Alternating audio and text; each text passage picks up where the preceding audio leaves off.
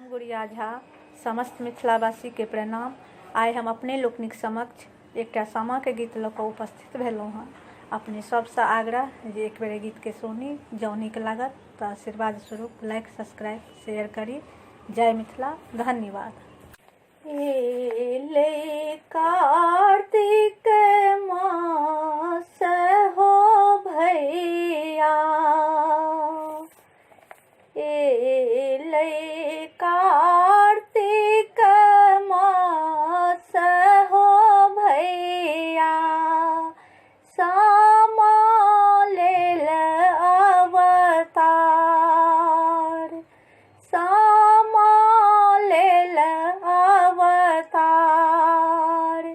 एले कार्तिक मास हो भैया, सामा लेल अवतार।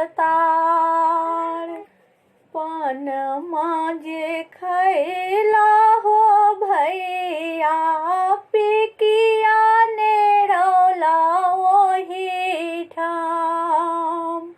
पनमा जे खैला हो भैया, पिकिया ने रौला ओही ठाम। ओही पिकिया आबि गेला हो भैया, गंगा जमुना के बाढ़ि। ओही पिकिया आबि गेला हो भैया, गंगा जमुना के बाढ़ि।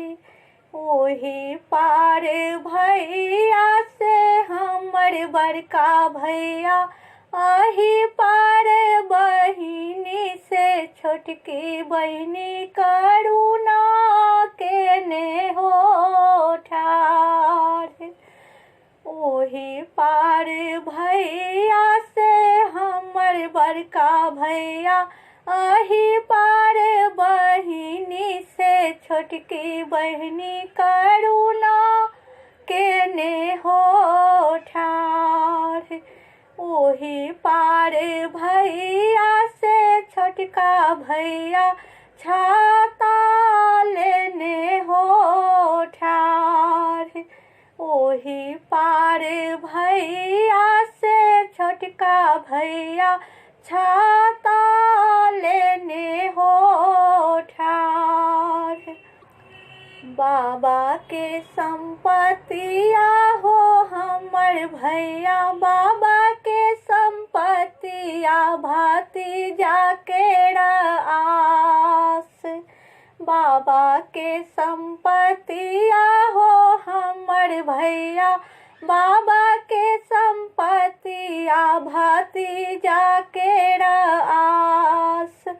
हम दूरदर्शनी हो बड़का भैया, एतबे में एतबे मोटरिया के आस।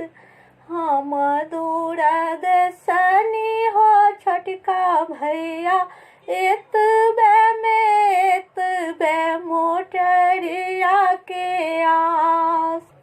जुग जुग जीवथु सबके भैया, सबे भौजी के बढ़नहि बात।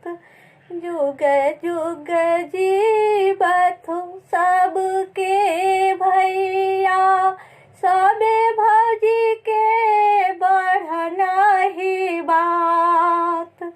आशीष देने जइया हे सामा बहिन, घूरी आयब फेर अगिला साल। आशीष देने जइया हे सामा बहिन, फेर घूरी आयब अगिला साल। एले कार्तिक मास हो भैया, सामा लेल अवतार, सामा लेल अवतार। हम गुड़िया झा।